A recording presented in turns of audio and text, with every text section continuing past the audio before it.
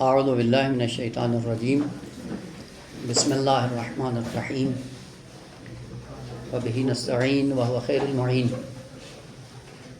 سلسلہ بحث قضاء اور قدر کے عنوان سے جاری ہے، اور تقدیر، قسمت، نصیب، اس کو بیان کرنے سے پہلے چند ایک مقدمات کی طرف اشارہ کرنا ضروری تھا کہ اس بصیرت کے بعد پھر انشاءاللہ اس بحث میں وارد ہوں۔ ان مقدمات میں سے ایک مقدمہ یہ تھا کہ اس پوری کائنات میں قضاء اور قدر کا تعلق انسان سے ہے۔ بقیہ کائنات عالم تکوین میں، عالم جبر میں اپنے نظام کو جاری رکھے ہوئے ہے۔ بیچ میں ایک انسان ہے کہ جو امانت الہی اٹھا کر اس نظام اسباب اور مسببات کی دنیا میں اپنے کمال کو خود تلاش کرتا ہے۔ یہاں بھی عرض کیا تھا کہ خالق کائنات نے پوری کائنات سے کہا کہ ہماری امانت کو اٹھاؤ، تو کسی نے بھی حامی نہیں بھری۔ انسان آگے بڑھا اور انسان نے کہا کہ میں آپ کی امانت کو اٹھاتا ہوں۔ یہ امانت ہے کیا؟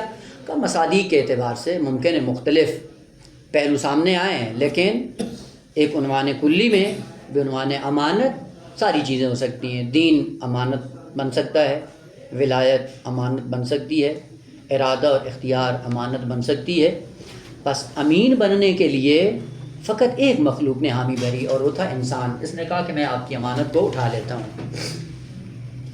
امانت کو اٹھانے کے بعد جب حامل امانت بنا ہے، فوراً سوال یہ ہوا کہ یہ کیسے پھر ظلم و جہول ہے؟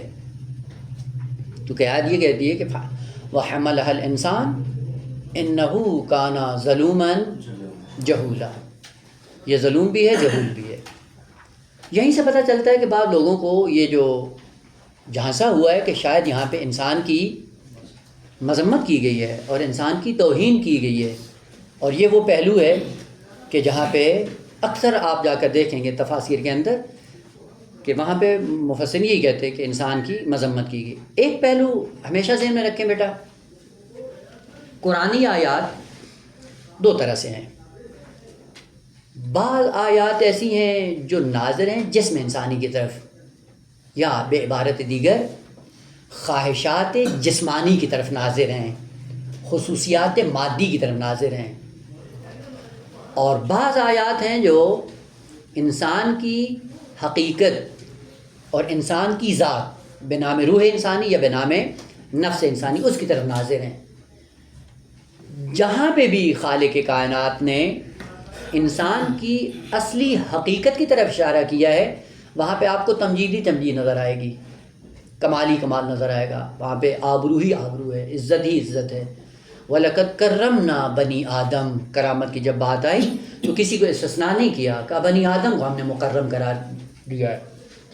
لیکن بعض ہیں کہ انسان کے جسم کی خصوصیات ہیں بالآخر، اور جسمانی خصوصیات کی طرف جب بھی خدا نے اشارہ کیا ہے تو اس عنوان سے اشارہ کیا ہے کہ اس انسان کی جو سواری ہے بنام جسم، اس جسم کی بعض خصوصیات ہیں کہ اگر ان خصوصیات میں انسان پڑ گیا کبھی بھی کمال کی طرف نہیں جا سکتا ہے۔ اب جسمانی خصوصیات میں سے کیا ہے؟ عجول ہونا۔ ان الانسان خلق ہلوعا، جلد باز۔ یہ جلد بازی کیا ہے؟ یہ انسان کی خصوصیت نہیں ہے، انسان کے جسم کی خصوصیت ہے، اور انسان کو آگاہ کیا جا رہا ہے کہ اگر اس جسمانی خصوصیت میں تم پڑ گئے کبھی بھی کمال کی طرف گامزن نہیں ہو سکتے۔ یا انسان عجول ہے، یہ عجول ہونا، جلد باز ہونا، یہ کیا ہے؟ یہ بھی جسم کی خصوصیت ہے۔ وَإِلَّا خالق کائنات نے کلمات کا انتخاب جب کیا، جب جسم کی بات آئی تو کلمہ عجول استعمال ہوا ہے، لیکن جب روح کی بات آئی کلمہ صورت استعمال ہوا ہے۔ وہاں پہ حکم دیا وَسَارِعُوا إِلَىٰ مَغْفِرَةٍ مِّن رَبِّكُمْ۔ یہ سارعوا کیا ہے؟ یعنی صورت سے کام لو۔ اردو میں معنی کیا کرتے ہیں؟ جلدی۔ وہ عجول کیا ہے؟ جلد۔ دونوں کیا الفاظ کو کیوں الگ سے نہیں کیا؟ دونوں کا ایک معنی کیوں کر دیا؟ اور اسی سے عجول سے کلمہ نکلا ہے عجل۔ ایجل معنی کیا کرتے ہیں؟ بچڑا ہے نا. ایجل یعنی بچڑا. عجول کیا ہوگا؟ جلد بازی. خود دونوں ایک ہی مادہ سے، ایک بچڑا ہو گیا اور ایک یہ کیا ہوا؟ فرق کیا ہوا؟ اس ایجل کو بھی جو ایجل کہتے ہیں ایک خاص سن معیار ہے. کیونکہ آپ نے دیکھا ہے کہ بچڑا جو ہوتا ہے گائے کا، ایک خاص زمانے تک اس کے اندر کیا ہوتی ہے؟ پھرتیلی، چالاکی، توانائی، ایکٹیویٹیز بہت زیادہ ہوتی ہیں اور سرعت کے ساتھ وہ کام انجام دیتا ہے، اس لیے اس کو ایجل کہا جاتا ہے. پہلے ایجل کا معنی بچڑا نہیں ہے. ایجل یعنی وہ جانور کہ جس کے اندر اجلت ہو. اور اجلت کیا معمولاً جب وہ عین جوانی کے عالم میں ہوتا ہے تو اس کے اندر یہ چیز پائی جاتی ہے. لیکن وہ پھر کیا ہوتا ہے؟ فقط گائے کے بچے میں جب یہ اجلت ہو تو اس کو ایجل کہا جاتا ہے، ورنہ ہر جانور کے بچے کو ایجل نہیں کہا. وہ ایک خاص الگ سے خصوصیت ہے. بس یہ جب عجول کہا جاتا ہے تو عجول یہ صفت ہے مذمت، ناظر ہے کس کی طرف؟ جسمانیت کی طرف. بس جہاں جہاں پہ بھی خالق کائنات نے اس قسم کی خصوصیات ذکر کی ہیں جس سے مذمت کا پہلو سمجھ میں آتا ہے، اس سے پہلا مطلب یہ ہے کہ وہ جسمانی خصوصیات کی طرف خالق کائنات ناظر ہے. اور جسمانی خصوصیات میں اگر انسان مبتلا ہو گیا مقام انسانیت سے گر جائے گا. لہذا فوراً کیا کہا؟ ان الانسان خلق ہلوعا اذا مسہ الشر جزوعا. جب کوئی برائی اس کے ہاں آتی ہے تو کیا ہو جاتا ہے؟ جزا کرتا ہے، فریاد، شکوہ، شکایت، اصل دین سے بیزار ہو جاتا ہے. یہ کس کی خصوصیت ہے؟ جسم کی. اور جسمانی خصوصیت جب روح پہ طاری ہوتی ہے روح کو بھی آلودہ کر دیتی ہے. وَإِذَا مَسَّهُ الْخَيْرُ مَنُوعًا. جب کوئی اچھائی ہوتی ہے تو کیا بن جاتا ہے؟ سانپ بن کے بیٹھ جاتا ہے، کسی کو بتاتا نہیں ہے کوئی چیز، خیر کسی تک پہنچاتا نہیں ہے. یہ کس کی خصوصیت ہے؟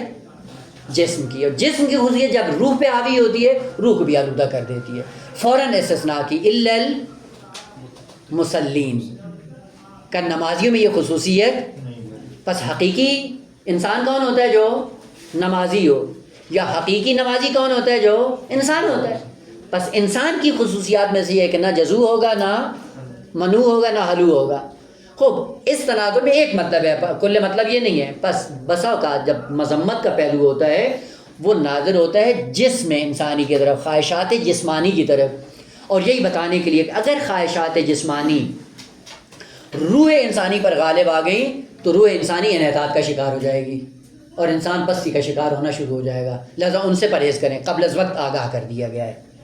خوب یہاں پہ جب کہا کہ انسان نے حامل بن کر امانت کو اٹھا لیا اور اٹھانے کے بعد ہوا کیا؟ انہ کان ظلوما جہولا. یہ ظلم و جہول ہے.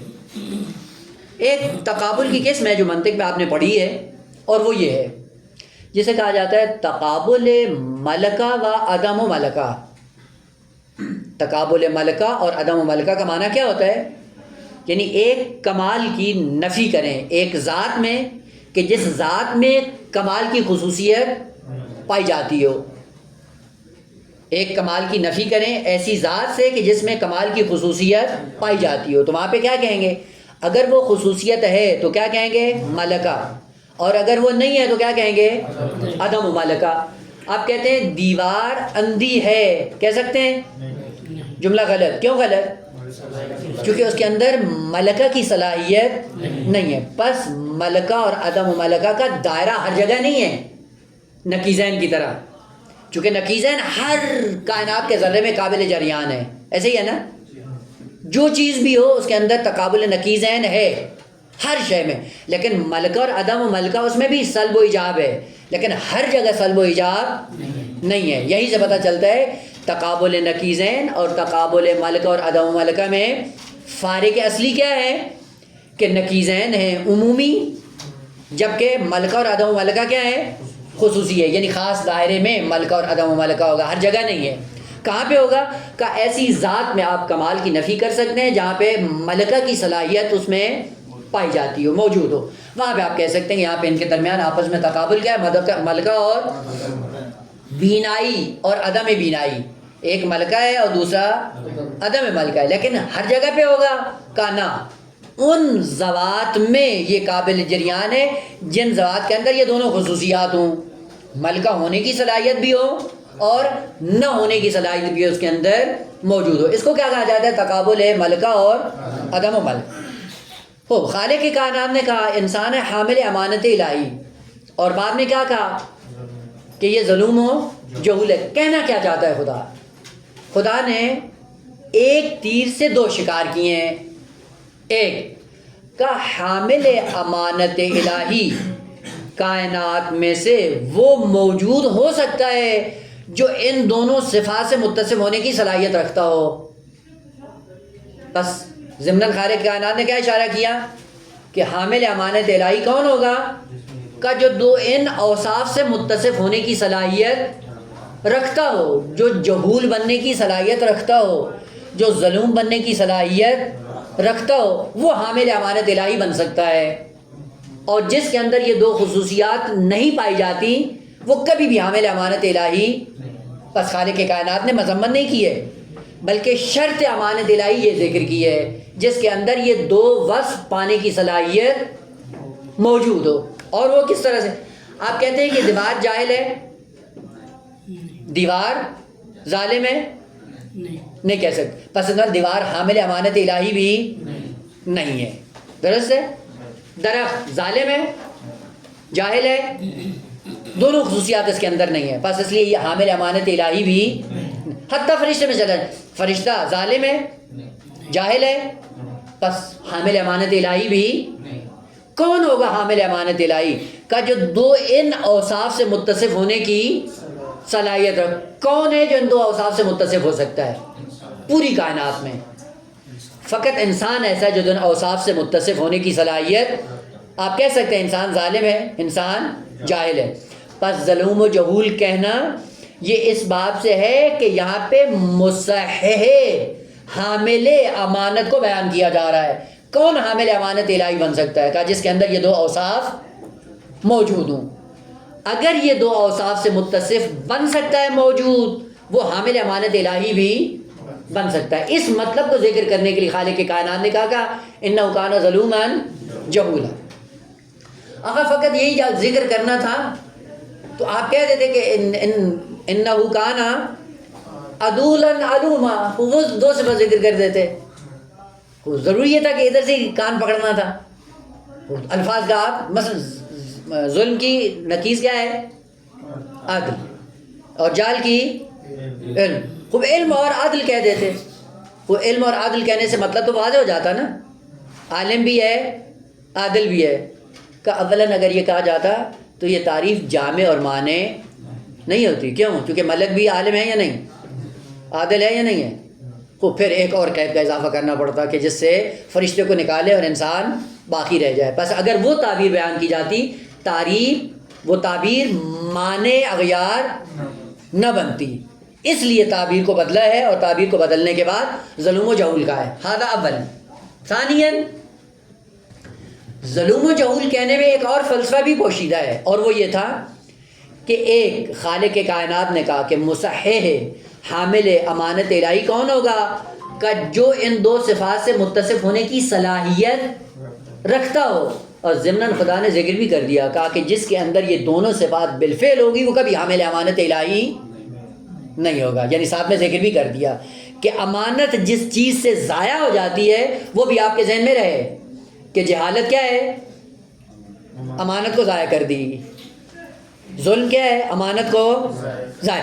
پس ضمناً دو مطلب ذکر کیے، ایک مصحح ذکر کیا، اور دوسرا اس امانت کو جو خطرات لاحق ہونے والے تھے ان کو بھی ذکر کر دیا ایک ہی تعبیر کے ذریعے. اور کیا کہا؟ کہ کون حامل امانت الہی ہوگا؟ کہ جس کے اندر جہل ذرہ برابر نہ ہو، جس کے اندر ظلم ذرہ برابر نہ ہو. جس میں نہیں ہوگا وہ کیا ہوگا؟ مکمل اللہ کا حامل امانت ہوگا اور اللہ کا امین بنے گا اس کائنات میں. پس ضمناً خالق کائنات نے امانت کو بھی ذکر کیا، امانت کو جو خطرات لاحق ہونے والے تھے ان کو بھی ذکر کر دیا. کیا کہ اگر جہالت آ گئی امانت ضائع ہو جائے گی، اور اگر ظلم آ گیا تو بھی امانت ضائع ہو جائے گی. پھر آپ مقام امانت سے خارج جائیں گے، گر جائیں گے. اور عجیب بات یہ بیٹا، یہ امانت اتنی اہمیت کی حامل ہے کہ حتیٰ اگر یہ جانور میں بھی آ جائے قابل ستائش ہے. اگر جانور میں بھی آ جائے تو قابل ستائش. آپ قرآن کی آیات پڑھتے رہتے ہیں, ہے نا, شکاری کتا پڑھا ہے نا اس کے احکام. واللہ کتے کی بے شرح یعنی خرید و فروخت جائز نہیں ہے, لیکن شکاری کتا ہو تو خدا نے کیا کہا ہے, خرید و فروخت کر سکتے. اور دوسرا کہا کہ اگر شکاری کتا ہے جس کو آپ نے سدھایا ہوا ہے, تیار کیا ہوا ہے, اور وہ جب وہ شکار کرتا ہے کسی جانور پہ حملہ کر کے آپ کے لیے اس کو پکڑتا ہے, تو کیا ہے کہ اس کو الگ سے ذبح کرنے کی ضرورت کیوں نہیں ہے؟ کہ اس لیے کہ یہ امانت دار ہے. بھائی کہ اس کے اندر کیا ہے, غریزہ ہے کس کا, کہ بھوک لگی ہوئی کھائے گا, بھوک کے باوجود شکار کرتا ہے, مالک کے لیے چھوڑ دیتا ہے, نہیں کھاتا ہے. کیوں نہیں کھاتا ہے؟ اپنے غریزے کے برعکس چلتا ہے, امانت کے پہلو کو باقی رکھنے کے لیے. اتنی اہمیت کا حامل ہے. خدا عالم کہتے ہیں بس وہ انسان جو امانت کے مقام سے گر جاتا ہے, اسی لیے خالق کائنات نے اس سے کہا کہ بلہم ازل. یہ بلہم ازل کیوں بنا ہے؟ کہ چونکہ مقام امانت سے گر گیا ہے. اور مقام امانت سے گرتا کب ہے؟ کہ جب دو خصوصیات اس کے اندر آ جائے. جہالت آئے گی, امانت سے گر جائے گا.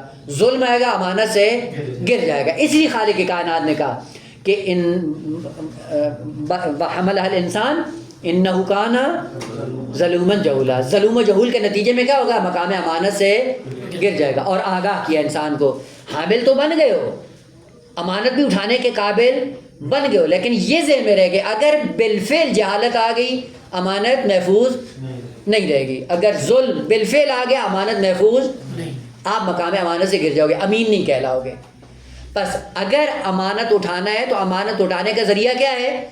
جو اوصاف نقص کی صورت میں بیان ہوئے ہیں ان کو کمال کی صورت میں اپنے اندر ایجاد کرو. کیا کرو؟ اگر حامل امانت الہی بننا, پہلے کیا بنو؟ عالم. اور دوسرے مرحلے میں کیا بنو؟ عادل. جب عالم اور عادل دونوں رکن اپنے اندر پیدا کرو گے, بالفعل کیا ہو جاؤ گے؟ حامل امانت الہی بن جاؤ گے, امین اللہ بن جاؤ گے. اب ظاہرت امین اللہ سمجھ میں آتی ہے نا بیٹا؟ جب جا کے معصوم کو مخاطب کرتے ہو کیا کہتے ہو؟ السلام علیکہ یا امین اللہ فی ارضہ. کہنا کیا چاہ رہے ہیں؟ دو چیزیں. ایک کیا کہہ رہے ہیں کہ آپ اللہ کے امین ہو, یعنی ذرہ برابر جہالت کا آپ کے اندر موجود, اور دوسری طرف سے ذرہ برابر ظلم کا آپ کے اندر شائبہ بھی نہیں ہے, اس لیے آپ کیا ہو؟ امین اللہ ہو. بس خالق کائنات نے اس آیت کے ضمن میں یہ ذکر کیا ہے کہ آپ اگر حامل امانت الہی بنتے ہو تو یہ ذہن میں رہے کہ اس امانت کو دو خطرات لاحق ہیں. ایک بھی ان میں سے وقوع پذیر ہو گیا, مقام امانت سے گر جاؤ گے. جہالت آ گئی, نابود. ظلم آ گیا. اب ظلم اپنی تمام اقسام کے ساتھ, ظلم حقوق اللہ میں ہو, حقوق الناس میں ہو, جس جگہ پہ ہو, اپنے نفس پہ ہو, غیر پہ ہو, جہاں پہ بھی, یعنی جہاں پہ بھی ظلم کا شائبہ آ گیا وہیں سے مقام امانت سے انسان گر جائے گا. خوب مقام امانت پہ رہنے کے لیے کیا کرنا ہے؟ یہ ضمناً تشویق ہے خالق کائنات کی طرف سے, ترغیب ہے اس انسان کے لیے. کمال انسانی ذکر ہو رہا ہے کہ اپنے دامن کو ان دو نکیسے سے بچا کے رکھو. بس یہ نہیں کہا ہے کہ مذمت کی ہے, بلکہ یہ ذکر کیا ہے کہ پہلے حامل امانت الہی وہ ہوگا جو ان دو اوصاف سے متصف ہونے کی صلاحیت رکھتا, اور کائنات کے اندر سوائے انسان کا کوئی ایسا موجود نہیں ہے جو ان دو صفات کے ساتھ متصف ہو سکے. بس یہ حامل امانت الہی بننے کی صلاحیت رکھتا ہے. ضمناً یہ بھی ذکر کر دیا کہ اگر یہ بالفعل ان میں سے دونوں یا ایک آپ کے اندر آ گئی, مقام امانت سے گر جاؤ گے. اب آپ کو کرنا کیا ہے؟ پہلے مرحلے میں آپ کو اپنے آپ کو علم کی دنیا میں لانا ہے, اور دوسرے مرحلے میں عدالت کی دنیا میں اپنے آپ کو اوپر لے کے آنا ہے.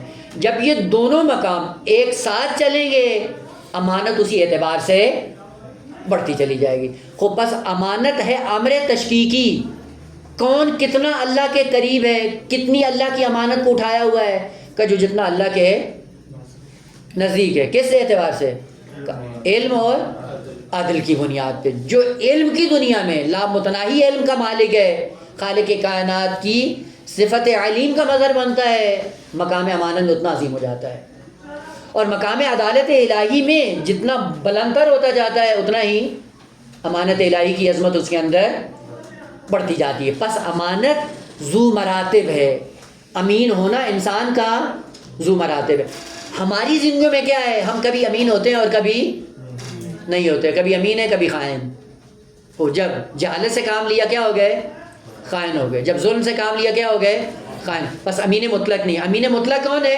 فقط معصوم. کیا کہتے ہیں؟ السلام علیکہ یا امین اللہ فی ارض. اور انشاءاللہ اگر کہیں پہ بات آئے گی تو عرض کروں گا، اور اگر نہیں بھی آیا تو آپ مطالعہ کر سکتے ہیں. وہ یہ ہے کہ یہ جتنے زیارت نامے ہیں معصومین کے لیے، یہ سارے کے سارے جملات خبریہ ہیں جو انشاء کے انگیزے اور داعی سے انشاء ہوئے ہیں. مطلب کیا ہے؟ یعنی ہے جملہ خبریہ، لیکن ضمن میں، اس کے باطن میں اور اس کے بطن میں کیا ہے؟ جملہ ہے انشائیہ. پہلے ایک مثال عرض کروں.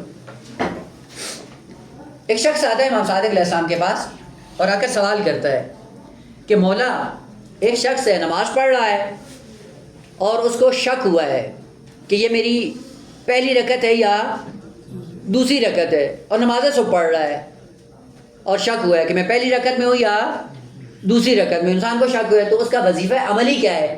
امام کیا فرماتے ہیں؟ یعید الصلاۃ، نماز کا اعادہ کرے گا. یہ یعید الصلاۃ کیا ہے؟ جملہ ہے خبریہ ہے. معنی کیا دے رہا ہے؟ کیا مطلب؟ یعنی اس کی نماز باطل ہے، اس کو نماز دوبارہ سے پڑھنی چاہیے. یہ کیا ہے؟ جملہ انشائیہ. اور انشاءاللہ پڑھیں گے اصول میں، یا پڑھ لیا ہوگا کہ وہ جملات خبریہ جو انشاء کے انگیزے کی غرض سے بیان ہوتے ہیں، ان کے اندر طلب کا معنی شدید ہوتا ہے. ایسے ہی ہے نا؟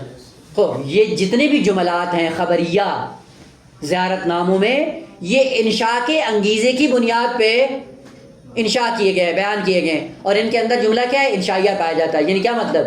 آپ جب کہتے ہو السلام علیکہ یا امین اللہ، خبر دے رہے ہوتے ہو، لیکن اس کے اندر انشاء کیا ہے؟ آپ کو بھی ایسے بننا ہے، آپ بھی یوں بنے. جس ذات پہ تم سلام بھیج رہے ہو وہ ذات یوں ہے. اور زیارت پڑھنے کے بعد خدا سے یہ دعا کرتے ہو، خدایا مجھے بھی ایسا بنا دے. یہ کیا جملہ ہے؟ انشائیہ. پس جتنے زیارت نامے ہیں جملات خبریہ کی صورت میں، وہ جملہ انشائیہ کی بنیاد پہ جعل ہوئے ہیں، انشاء ہوئے ہیں. اور کرنا کیا ہوتا ہے؟ یہ نہیں ہے کہ معصوم کے سامنے جا کر زیارت نامہ طوطے کی طرح رٹ کے ثواب لے کے گھر میں آ جائیں. نا، یہ سوچو کہ کیا کہہ رہے ہو. السلام علیکہ یا امین اللہ فی ارض، کہنا کیا چاہ رہے ہو؟ کہنے جا رہے ہو کہ خدا مجھے بھی توفیق دے کہ جس مقام پہ یہ معصوم پہنچے ہیں، کم از کم میں انہی کے راستے پر چلتا ہوا ان کی سیرت کو اپناؤں اور اسی کو ادامہ دوں. اس عنوان سے جا کر زیارت نامے پڑھیں، نہ اس لیے کہ جی ثواب لینا ہے اور یہ جملہ تکرار کر دیا، رٹا لگا لیا، ثواب مل گیا، بس جی ہم تو ظاہر بن گئے. امام صلی اللہ علیہ وسلم کہا ہے ظاہر بن گئے امام رضال. زیارت جامع کبیرہ کیا کہتے ہیں؟ سارے جملے کہتے کہتے کیا کہتے ہیں؟ جب آپ آ کر توحید دیتے ہو معصوم کے بارگاہ میں جا کر کیا کہتے ہیں؟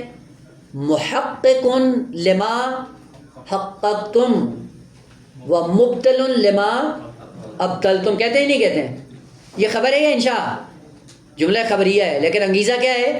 انشاء. کیا مطلب؟ یعنی آپ کی سیرت میں یہ تھا کہ آپ کی پوری زندگی احقاق حق اور ابطال باطل گزری ہے نہیں گزری ہے؟ تو جب معصوم کی بارگاہ میں یہ جملہ جب تکرار کرتے تو کیا کہنا چاہ رہے ہیں؟ ہمیں بھی محقق بنا کے ہم بھی یہ کام کریں کہ جب بھی بات کریں احقاق حق کی ہو، جب بھی بات کریں ابطال باطل. وہ احقاق حق یا ابطال باطل بغیر علم کے ہو سکتا ہے؟ بغیر عدالت کے ہو سکتا ہے؟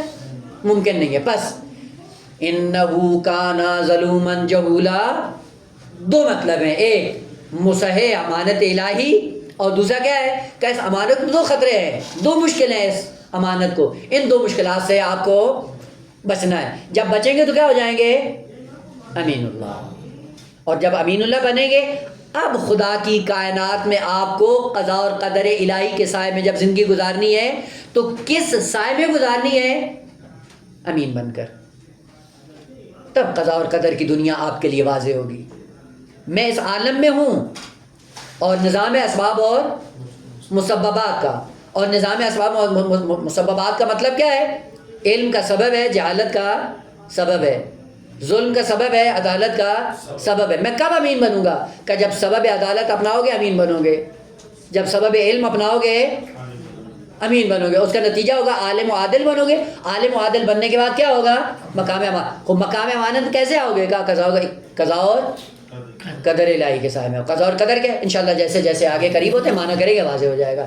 بس اس کائنات خدا میں جو نظام اسباب اور مسببات کا ہے اور اس میں انسان بعنوان امین اس کائنات میں موجود ہے، تو بننا کیا ہے آپ کو؟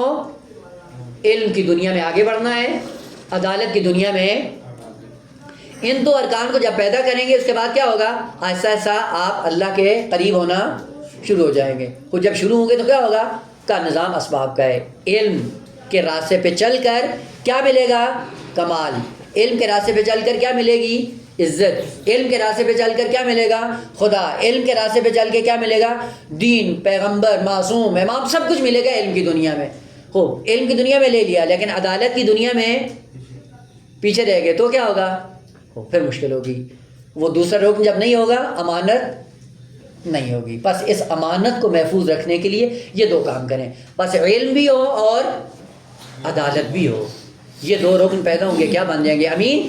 امین بن کر اللہ کی کائنات میں زندگی بسر کرنی ہے، اور جو امین ہوگا وہ اللہ کے قریب ہوتا ہے، اور جو بھی دور ہوتا ہے خدا سے وہ خائن ہوتا ہے۔ لہذا گناہ کرنے والا ہے خائن، نتیجہ کیا ہوتا ہے؟ خدا سے دوری۔ اور خدا سے دوری کا نام کیا ہے؟ جہنم۔ جہنم خدا سے دوری کا نام ہے۔ کیا کیا میں نے؟ گناہ کیا، گناہ کرنے کے نتیجے میں کیا ہوا؟ خدا سے دور ہو گیا۔ اور جو خدا سے دوری اس میں کیا؟ قہر الہی، غضب الہی ہے۔ جہنم میں قہر الہی، غضب الہی ہے۔ کیسے بنا؟ کا سبب سے۔ کون سا سبب؟ کا جو خالق کی کائنات نے ذکر کیا ہے، جس کو مجھے معلوم کرنا تھا۔ کس کی دنیا میں؟ علم کی دنیا میں۔ علم کی دنیا میں مجھے معلوم ہونا چاہیے کہ کون سا ایسا سبب ہے جو مجھے خدا سے دور کرتا ہے، کون سا ایسا سبب ہے جو مجھے خدا کے قریب کرتا ہے، کس سبب کو اپنا کر اللہ کے قریب ہوں گا اور کس سبب کو اپنا کر اللہ سے دور ہوں گا۔ بس اس اسباب کی دنیا میں انسان ارادہ اور اختیار لے کر امین خدا بن کر زندگی بسر کرے گا، تب قضا اور قدر الہی اس کی زندگی میں نمایاں ہوگی، اور پوری زندگی اس کی قضا اور قدر الہی کے سائے میں گزرے گی اور پوری ہوگی۔ اسی لیے امیر المومنین علیہ السلام کا جو معروف جملہ جنگ صفین کے بعد امام دیوار کے سائے میں بیٹھے ہوئے تھے، دیوار پرانی تھی، بوسیدہ، گرنے والی تھی، تو امام علیہ السلام وہاں سے اٹھ کر دور چلے گئے، تو ایک شخص نے طنز کیا، زخم زبان نے، نیش کیا کہا؟ اتفر من قضاء اللہ، قضاء الہی سے بھاگتے ہو؟ امام نے کہا بلے، افر من قضاء اللہ الی قدر اللہ، بلے قضاء الہی سے فرار کر کے قدر خدا میں آ رہا ہوں، قضاء سے بچ کے تقدیر میں آ رہا ہوں۔ چونکہ ہم نے ذہنوں میں کیا بنائی ہوئی قضاء اور قدر کہ جی موت تو لکھی ہوئی ہے نا، وہ تو قسمت میں ہے ہی، وہ تو آئے گی، وہ جب آئے گی تو میں کھڑا رہوں گا تو آ جائے گی، اور جب نہیں لکھی ہے ٹرین کے نیچے بھی سر دے دوں تو نہیں آئے گی، کہتے ہیں نا، یہ غلط معنی ہے۔ امیر المومنین کیا فرمانا چاہ رہے ہیں؟ قضاء الہی یہی ہے، بوسیدہ دیوار کے نیچے بیٹھنے کے بعد جو گرنے کے مقام پہ آپ پہنچیے تو گرے گی، نتیجہ کیا ہوگا؟ موت۔ قدر الہی کیا ہے؟ کہ اگر اس سے اٹھ کے دوسرے مقام پہ چلے جاؤ گے تو بچ جاؤ۔ پس بچنے کا ایک سبب ہے، موت کا بھی ایک سبب ہے، دونوں اسباب کس کے ہاتھ میں ہیں؟ آپ کے ہاتھ میں۔ کون سا سبب اپناتے ہو؟ سبب موت کا اپنا کے توقع حیات کی رکھنا یا حماقت ہے، یا سبب حیات کا اپنا کے قسمت کو موت کے حوالے کر دینا یہ بھی حماقت ہے۔ بس اسباب اور مسببات کی دنیا میں امین اللہ بن کر اسباب کو اپنانے کی ضرورت ہے۔ یہاں سے نقطہ دیگر جو بات سے فوراً آگے جنم لیتا ہے وہ یہ ہے کہ علم کی حقیقت کسی حد تک معلوم ہے کہ علم کی دنیا میں کیا کرنا ہے ہمیں، البتہ یہ ذہن میں رہے کہ کون سا علم مفید ہے اور کون سا علم مفید نہیں ہے۔ انشاءاللہ میں اس میں زیادہ آپ کا ٹائم نہیں لیتا، وہ آپ کر لیں کہ جس طرح ائمہ معصومین نے بھی ذکر کیا ہے کہ علم کیا ہے یا حکمت کیا ہے، کہ حکمت کے ارکان کیا ہیں، کون کون سے ہونے چاہیے۔ نہج البلاغہ میں بھی امیر المومنین نے ذکر کیا اور باقی روایات میں بھی، انشاءاللہ کل آپ خود تلاش کر کے لائیے گا کہ حکمت اور علم کن کن چیزوں میں پوشیدہ ہے۔ لہذا اکثر ایسے علوم ہیں جو انسان کی زندگی تباہ کر دیتے ہیں، اور انسان نہ فقط کمال کے قریب ہوتا ہے بلکہ کمال سے ہے یا نہیں ہے۔ کتنے ایسے علوم ہیں جو انسان پڑھتے پڑھتے زندگی گنوا دیتا ہے، اور زندگی گنوانے کے بعد پھر کف افسوس ملتا رہتا ہے کہ کاش میں نے یہ کام نہیں کیا ہوتا. ہے بعض علماء، میں بعض کی تو اشارہ کر دوں، البتہ مذمت کے عنوان سے نہیں، فقط اظہار افسوس کے عنوان سے. مثلا بعض لوگ تھے جنہوں نے زندگی بھر مولانا روم کی مثنوی تفسیر کرتے رہے، اس کی چرندیات کی، اس نے کیا کہا ہے، اور جب زندگی ختم ہونے پہ آئی تو اظہار افسوس کیا کہ کاش ہم نے یہ ٹائم قرآن پہ لگایا ہوتا، کاش یہ ہم نے نہج البلاغہ یا صحیفہ سجادیہ پہ لگایا ہوتا. اور اشعار کس کے پڑھ رہے ہیں؟ مولانا. جانتے ہیں کون ہے یہ؟ کوئی تھوڑا بہت کوئی اندازہ ہے یا نہیں ہے؟ خیر اب وہ نہیں ہے تو زیادہ ٹائم ضائع نہیں کریں، وہ کوئی فائدہ نہیں ہوگا کہ کون ہے کیا ہے. خیر مطالب کا حل سے ایک مطلب اشارہ کر دوں کہ بعد ذہن میرے. ایک داستان سنی آپ نے، یقیناً سنی ہوگی، جنگ خندق. امیر المومنین علیہ الصلوۃ والسلام، جنگ عذاب بھی اس کا دوسرا نام ہے، جنگ عذاب یا جنگ خندق. جنگ عذاب کیوں کہتے ہیں؟ اس طرف جو تھے سارے آئے تھے، ساری پورے کا پورا کفر و شرک اکٹھا ہو کر اسلام کے مقابلے میں آیا، اس لیے عذاب کیا ہے. خندق کیوں کہتے ہیں؟ جنہوں نے خندق ہوتی تھی اپنے چونکہ جناب سلیمان فارسی کی پیشنہاد پر اپنے آپ کو محفوظ رکھنے کے لیے دفاعی خندق کھودی، اور اس کے بعد میں مسلمان وہ داستان انشاءاللہ آپ کو تاریخ میں معلوم ہوگا. جنگ خندق میں امیر المومنین آئے اور کیا کیا؟ کس کو گرایا؟ عبد الود کو. ود بدھ کا نام ہے، جیسے ہم کہتے ہیں عبداللہ، عبد الرحمن، عبد اللطیف، عبد القدیر، اسماء جلالہ سے اپنے آپ کو منسوب کرتے ہیں. یہ خبیث اپنے آپ کو بتوں کے نام سے یاد کرتے ہیں. عبد الود، ود بدھ کا نام ہے. عبد الود آیا اور اس نے امیر المومنین کے ساتھ جنگ کرنا شروع کی، تو امیر المومنین نے اس کو کیا کیا بتائیں نا، گرا دیا. اب وہ گرایا، گرانے کے بعد سینے پہ بیٹھے، اس نے کیا کیا؟ گستاخی کی. پھر امیر المومنین نے کیا کیا؟ ایک چکر لگایا. پھر آ کے خوب اولاً ایک ہوم ورک آپ لوگوں کے لیے، یہ مطلب دیکھیں کس کتاب میں آیا ہے، اور پوچھ بھی سکتے ہیں بزرگوں سے، وہ ضروری نہیں کہ خود ہی وہ کریں. کیا ہے منبع اس کا؟ منبع کیا ہے؟ کہاں پہ یہ بات آئی ہے؟ دو، آیا یہ مقام عصمت کے ساتھ سازگار ہے یا نہیں؟ اگر یہ دونوں نہیں ہے، نہ منبع ملتا ہے نہ عصمت کے ساتھ سازگار ہے، پھر یہ کہاں سے آئی؟ بھلے یہ مولانا روم نے ذکر کی ہے. مولانا روم 11ویں صدی کا ہے، اور اس سے پہلے اس داستان کا کوئی منبع نہیں ہے. تو اب بڑے آب و تاب سے ہمارے ممبروں سے دین کے نام پہ یہ مطلب ذکر کیا جاتا ہے یا نہیں؟ از علی آموز اخلاص عمل، شعر کی صورت میں مولانا روم یہ کہتا ہے کہ علی سے اخلاص کو سیکھو. کیا کیا علی نے؟ کہ جیسے ہی اپنا غصہ آیا ہے اس کو چھوڑ دیا، پھر تھوڑا سا چکر لگایا، ٹھنڈے ہوئے، اپنا غصہ ختم ہوا، پھر آ کے اس کو پکڑ لیا. یہ داستان اس نے گھڑی ہے جلال الدین، اس نے مولانا روم نے.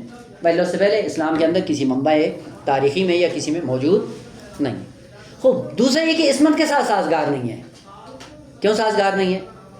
آپ نے آ کر معصوم کی زندگیوں کو دو حصوں میں تقسیم کر دیا ہے.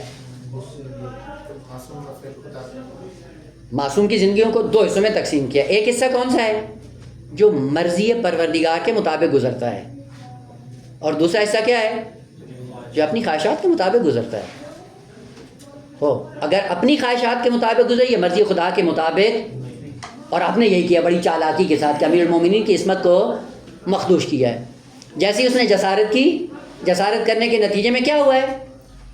امیر المومنین کو ذاتی جلال آیا، ذاتی غصہ ہے جس میں خدا کی مرضی شامل، اسی لیے چھوڑ دیا. جب چھوڑا، چھوڑنے کے بعد جب دوبارہ خدا کی طرف متوجہ ہوئے، پھر آ کر اس کو پکڑ لیا. عزیز من، بڑی چالاکی کے ساتھ دشمن نے آ کر کیا کیا ہے؟ معصوم کی عصمت کو مخدوش کیا. ہم نے نعرہ لگا کے تائید کر دی، جبکہ قرآن کیا کہتا ہے؟ وما تشاءون الا یشاء اللہ، ان کی مرضی خدا کے علاوہ کوئی اپنی مرضی ہی، یعنی اگر یہ غصہ بھی کرتے ہیں تو بھی مرضی ہے، اور اگر راضی ہوتے ہیں تو بھی مرضی ہے. وہ بس اکثر ذاتی خصوصیات نہیں ہیں، اور جس کے اندر ذاتیات آ جائے وہ اس سے بننے کی صلاحیت نہیں رکھتا ہے. دیکھیں کتنی چالاکی کے ساتھ مطلب دیا، اور ہم نے بھی دین لے کے دین سمجھ کے لے لیا، اور اس میں نعرے بھی لگائے، فیسیں بھی دے دیں، تبرک بھی دے دیا، خوش بھی ہو گئے کہ ہم اہل بیت کی سیرت بیان کر رہے ہیں. ہوتا یا نہیں ہوتا بیٹا؟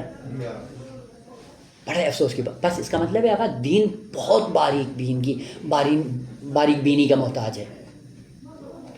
یعنی دین پہ اگر جانا ہے، عمل کرنا ہے، تو وہ فارسی میں کہتے ہیں شش دوں ہوا سے تو نہ جم کنی، یعنی اپنے پورے حواس کو جمع کرنے کے بعد پھر دین کو آؤ، دین کو گہرائی سے سمجھو. یوں نہیں ہے کہ معصومین کی زندگیاں، اور یہ کام کرتے ہیں معصوم کے لیے، ایک معصوم کو یوں کر دیا، دوسرے معصوم کو یوں کر دیا. مثلا بھی ایک اور نمونہ ذکر کر دوں ساتھ میں، پیغمبر اسلام کے لیے ذکر کیا جاتا ہے.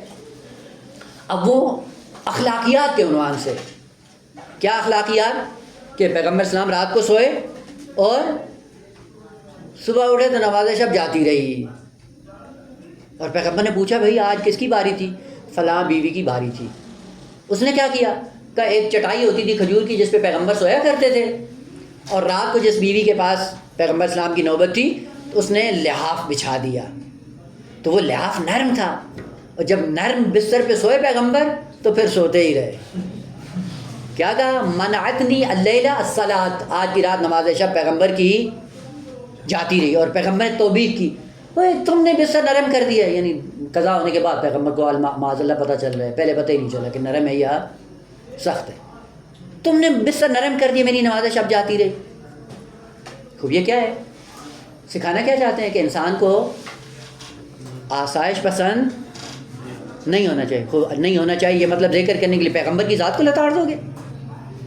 یعنی یہ مطلب اخلاقی ذکر کرنے کے لیے کہ انسان کو سختیوں میں زندگی گزارنی چاہیے. اس کا نتیجہ یہ ہے کہ معصوم کو لتاڑ دو، معصوم کی تنقید کرو. اور ادھر سے جب عصمت کے باب میں آتے تو کیا کہتے ہو؟ معصوم نہ جان بوجھ کے، نہ بھول کے، نہ غفلت میں، نہ خطا میں کوئی گناہ. نماز شب پیغمبر پہ واجب تھی یا نہیں تھی؟ کیوں ترک کی ہے؟ عصمت کے ساتھ سازگار ہے. اور عجیب بات یہ ہے کہ بعض بزرگوں نے توجیہ کی، توجہ کریں، بعض بزرگوں نے یہ توجیہ کی کہ آقا کوئی مسئلہ نہیں ہے، نماز شب رہ گئی تو کوئی مشکل نہیں ہے. کیوں؟ کیونکہ پیغمبر اسلام تھے نیند میں، اور جب نیند میں ہوتا ہے تو انسان مکلف نہیں ہوتا. وہ مکلف نہیں ہوتا، وہ جب مکلف ہی نہیں ہے تو قابل مذمت بھی نہیں ہے. عذر گناہ بدتر از گناہ. یعنی ایک غلطی کی اور پھر اس غلطی کی توجیہ کر رہے ہیں. اور وہ کیا ہے؟ کہا کہ چونکہ عالم خواب میں تھے، اور عالم خواب میں انسان مکلف نہیں ہوتا، اس لیے قابل مذمت نہیں ہے. خوب جب عالم خواب میں انسان مکلف نہیں ہوتا، ہماری نماز صبح رہ جائے تو قابل مذمت ہے. ہاں، جب عالم نیند میں تو قابل مذمت نہیں ہونا چاہیے نا، کہیں پہ نہیں ہونا چاہیے نا. عالم نوم میں اگر آپ کی نماز رہ جاتی ہے تو آپ جب مکلف نہیں ہے پھر کیوں قضا واجب کی ہے؟ قضا کے واجب ہونے کا کیا فلسفہ ہے؟ اگر واجب نہیں تھی پھر قضا کیوں ہے؟ اگر تم مکلف نہیں ہو، اول قابل مذمت نہیں ہو، دو قابل مذمت نہیں ہو، پھر قضا کا کیا فلسفہ ہے؟ کیوں قضا کو واجب قرار دیا ہے؟ یہاں سے پتہ چلتا ہے یہ توجیہ گناہ بدتر از گناہ ہے. نہ اصل کیا ہے؟ یہ ہے توہین کا پہلو پیغمبر اسلام کے لیے. اور یہ کیا ہے بنو امیہ نے. انشاءاللہ قدر قدر میں عرض کروں گا، تفصیل سے عرض کروں گا کہ یہ کہاں سے تصور ایسا بھونڈا آیا جس نے آ کر مکتب اہل بیت کو سرنگون کرنے کی کوشش کی. اور ائمہ طاہرین نے واقعاً ان کی عظمت کو سلام ہے، کبھی کبھی ایک ایک جملے سے آ کر پوری 100 سال کی ان کی محنتیں زمین بوس کر دیتے تھے معصوم، فقط ایک جملے سے. کمائے کہ یہ ایک ہی جملہ لا جبر ولا تفویض بل الامر بین الامرین، یہ ایک جملہ امام صادق کا، امام باقر علیہ السلام کا، اور اس ایک جملے نے بنو عباس اور بنو امیہ کی سال ہا سال پر مشتمل زحمتوں کو نیست و نابود کر دیا ہے. نہ کریں یہ کام کہ ایسے کام علم کی دنیا میں یہ نہ کریں کہ معصوم کو لتاڑنے کے بعد تمہیں دین سمجھ میں آئے گا، یا معصوم کی شخصیت کو پامال کرنے کے بعد تمہیں دین سمجھ میں آئے گا. نہ، دقت رہے دین کو سمجھنے کے لیے تمام تر پہلوؤں پہ نگاہ رہے. اور منبع کے اعتبار سے عرض کر رہا ہوں کہ یہ فقط مثنوی مولانا روم کی اشعار کی کتاب ہے، اور اس کتاب کے اندر اس نے داستان گھڑی، داستان شعر کی صورت میں بیان کی، اور وہیں سے منبع بن گیا، اور منبع بننے کے بعد آپ زبان زد عام و خاص بن گیا، اور دین بنا کر ممبروں پہ پیش کیا جاتا ہے. اور جو ہماری طرح کے نااہل ہیں، دین سے ناواقف، دین سے نابلد، وہ آ کر اس قسم کا دین جو جا کر لوگوں کو پیش کرتے ہیں. بس علم کی دنیا میں یہ کرنا ہے.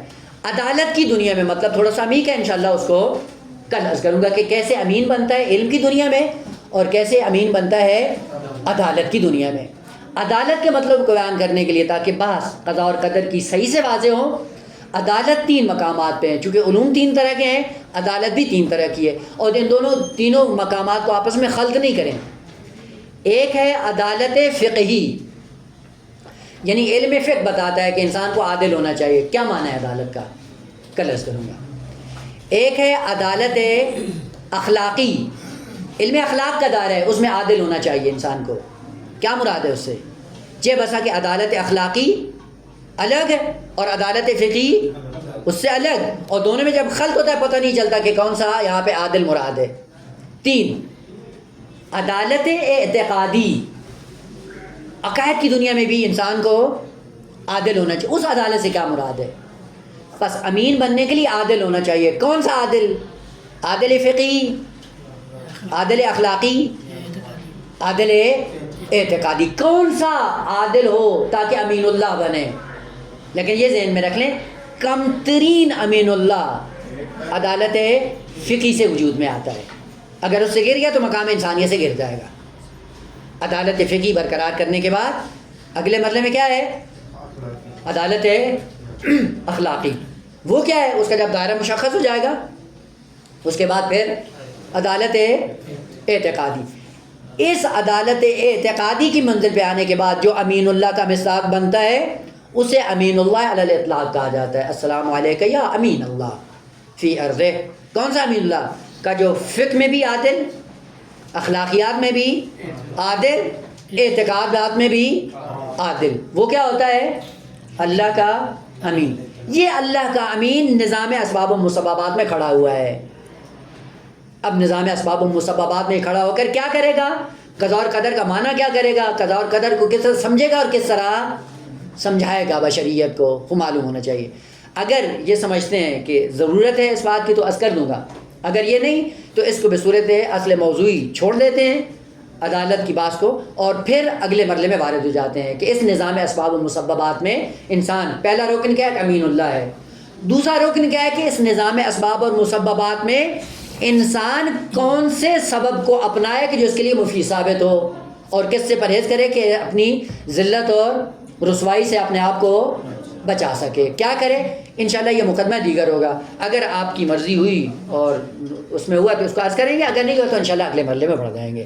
لیکن اشارے کی حد تک وہ کر دیا ہے کہ عدالت پھر اپنے مقام پہ 3 طرح کی، عدالت فقہی، اخلاقی، اعتقادی. ان 3 مراحل کو واضح ہونے کے بعد اگلے مرحلے میں بڑھیں گے کہ اس امانت کے ساتھ جب نظام اسباب و مسببات میں آتا ہے اس انسان کے لیے قضاء اور قدر کا